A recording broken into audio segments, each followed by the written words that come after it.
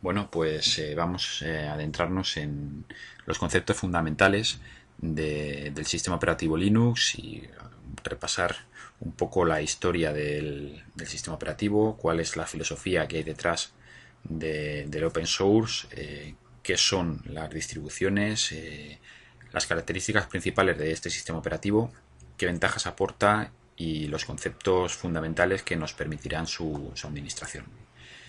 Pues bien, Linux es un sistema operativo open source. Un sistema operativo es un programa informático que se instala sobre el hardware o sobre el equipo físico y permite el funcionamiento. Es decir, une las piezas y proporciona la base sobre la que se apoyan el resto de programas que se instalan en él y permite que funcione, arbitra los recursos y los permisos de ejecución que tienen unos otros, etcétera. El software de un sistema operativo lo podemos considerar como algo primario o básico, cuyo en realidad cuyo principal objetivo es que se puedan ejecutar otros programas. En la actualidad los sistemas operativos son algo más que eso, es decir, incorporan muchas herramientas multimedia, exploradores de internet, soporte para escuchar canciones, ver películas, etcétera, etcétera. Pero en realidad la base, lo que es el sistema operativo, es el programa que permite que el hardware funcione y que sobre él se ejecuten otros desarrollos y funcionen. El término open source significa que este software está desarrollado por programadores altruistas de todo el mundo que de forma colaborativa lo desarrollan y mejoran continuamente. Su filosofía es que este software pueda ser usado libremente por cualquier persona, modificado o distribuido, siempre y cuando no se lucren con la venta del programa. Sí se pueden ofrecer servicios relacionados pues, con el soporte a ese programa, etcétera, etcétera. Pero la filosofía que hay detrás es que sea libre para usarlo, distribuirlo o modificarlo según las necesidades. Linux se empezó a gestar en los años 90, cuando Linus Torvalds comenzó a adaptar de forma libre el sistema operativo Unix para procesadores x86, o lo que históricamente han sido los PCs. Empezó a trabajar con otros programadores y se sentaron las bases de lo que hoy es uno de los sistemas operativos más usados, sobre todo para ser servidores de Internet, no tanto en el entorno de usuarios, pero sí entre los servidores que dan soporte a los sistemas en los que se instalan las aplicaciones que vemos en Internet diariamente. Su código fuente es público, por lo que puede ser primero auditado, luego adaptado y modificado si alguien necesita hacer una implementación específica para que funcione algo de otra manera como está originariamente programado. Los costes de propiedad bajos hacen que sea una opción interesante para las empresas, ya que no tienen que pagar por las licencias del sistema operativo y está realmente extendido en entornos profesionales. Hay distintas versiones o distribuciones de Linux.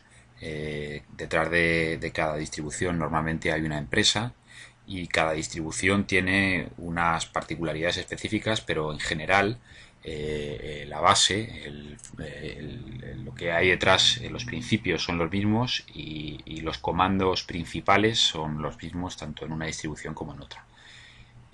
Casi todas estas compañías, aunque tienen versiones de pago, excepto Debian, de las que he puesto en esta lista, tienen una versión libre. Una de las más extendidas y utilizadas es Ubuntu, que es la que utilizaremos en este curso.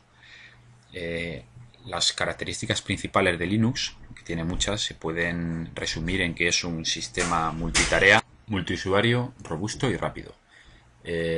Los principios fundamentales o en lo que se basa el sistema operativo Linux, en realidad en lo que se basa cualquier sistema operativo, es en los conceptos de ficheros o archivos, directorios o carpetas en un entorno gráfico, procesos, que son los programas que se ejecutan, la existencia de permisos, tanto para usuarios como para grupos de usuarios, demonios o daemons, o su equivalente en un sistema Windows serían los servicios, que en realidad son procesos que se ejecutan de forma automática cuando se inicia el equipo, y la shell o el intérprete de comandos, que es una interfaz de administración en modo texto.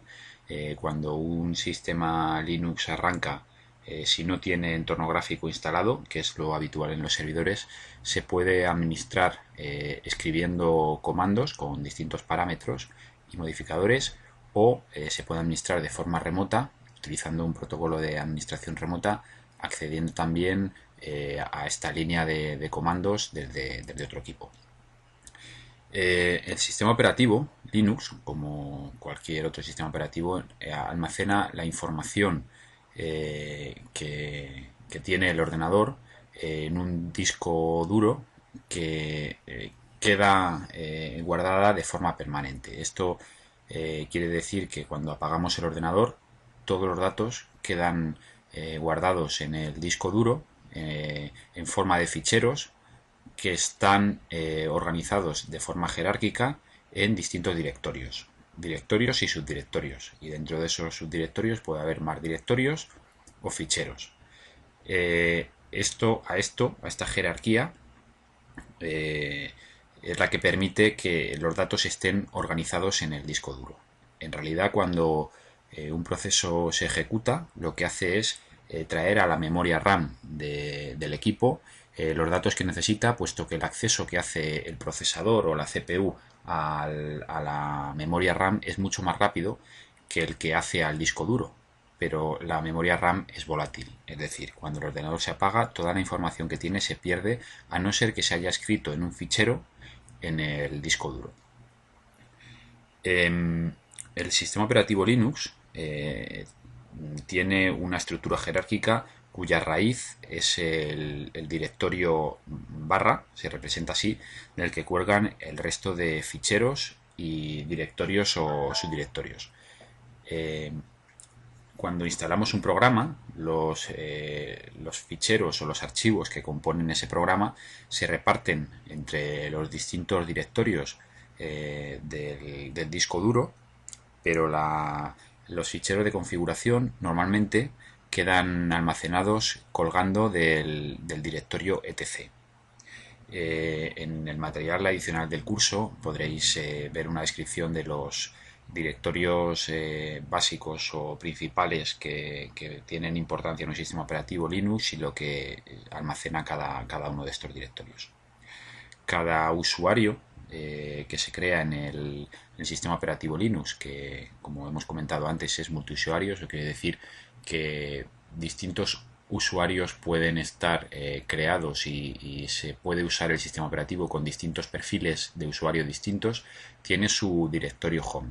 Es algo así como lo que serían los archivos personales de cada usuario en un sistema operativo Windows.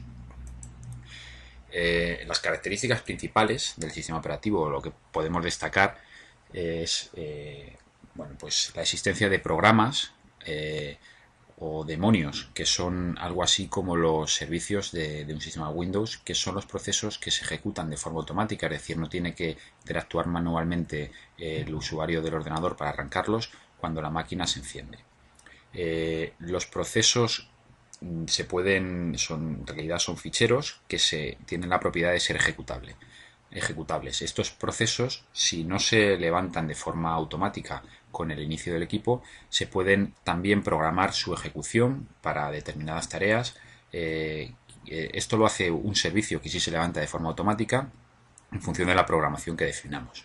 El servicio, el demonio que se encarga de la ejecución de esas tareas, es el demonio cron, y lo que nos permite es, por ejemplo, programar que cada cierto tiempo se roten o se compriman los logs de una aplicación para que no crezcan indefinidamente en el mismo sitio o se eliminen los antiguos, etcétera. Como hemos comentado, el sistema operativo Linux es un sistema multiusuario. Hay un superadministrador con el máximo nivel de privilegios, que es el usuario root. Otra particularidad es que los procesos o los demonios se ejecutan con los permisos del usuario que los inicia. Los ficheros y directorios, que es la forma que tienen de almacenarse la información en el disco duro, tienen asociados permisos de acceso, que pueden ser de lectura, de escritura o modificación y de ejecución. Los procesos son ficheros que tienen la propiedad de ser ejecutados. El que un usuario o un programa, porque hemos visto que los procesos heredan los permisos del usuario con el que se ejecutan, pueda o no acceder, pueda o no escribir un fichero, pueda o no ejecutar una aplicación, es otra particularidad del sistema operativo Linux. Como hemos comentado también, los usuarios pueden pertenecer a grupos de usuarios, con lo cual, además de los permisos que tenga ese usuario, tendrían los permisos que tengan por pertenecer a ese grupo de usuarios, por lo cual se pueden utilizar grupos de usuarios para administrar más fácilmente los permisos. La siguiente particularidad ya la hemos comentado, y es que los programas o los procesos heredan los permisos del usuario que los ejecuta.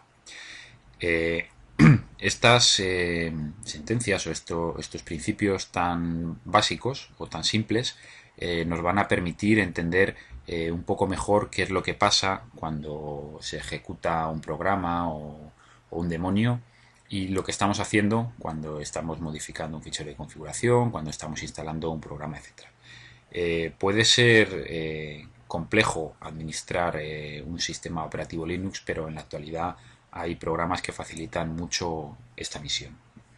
En las versiones de Linux para escritorio, para usuario, algo así como lo que sería el sistema operativo Windows en un PC, disponen de una interfaz gráfico muy similar al de un equipo de Windows, con lo cual la verdad es que las diferencias son pocas en cuanto a la experiencia de uso del equipo. Sin embargo, los servidores normalmente, por ahorrar recursos y ganar robustez o fiabilidad, al estar ejecutando lo mínimo indispensable para la función para la que se quiere que ese sistema exista, carecen de esa interfaz gráfica.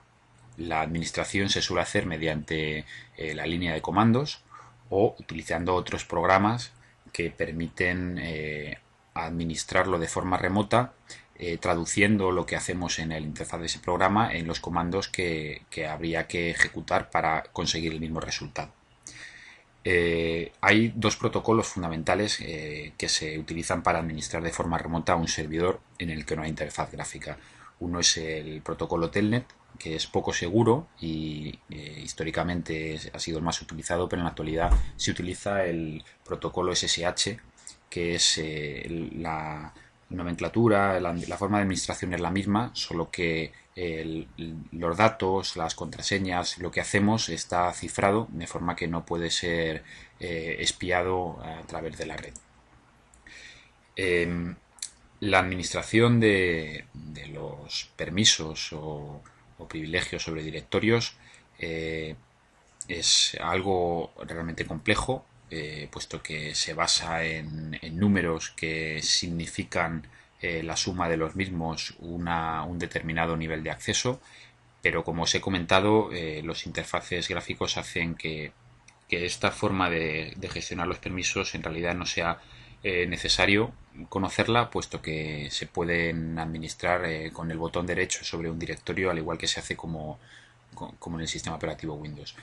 Utilizaremos en este curso un software muy popular que hace esta misión, que es WinSCP, que utiliza el protocolo SSH para gestionar el servidor y permite transferir ficheros. No solo transferirlos, sino crear otros ficheros, copiar carpetas, moverlas de sitio, renombrarlas, etcétera, de forma muy intuitiva. comentar también que es interesante que lo echéis un vistazo en el material adicional de este curso. Os voy a dejar unos links a distintos manuales o cursos completos de universidades, tanto de introducción como de administración avanzada del sistema operativo Linux, por si creéis interesante profundizar en el tema. Si bien vamos a poder administrarlo e instalarlo con lo que en estas presentaciones y vídeos estamos viendo.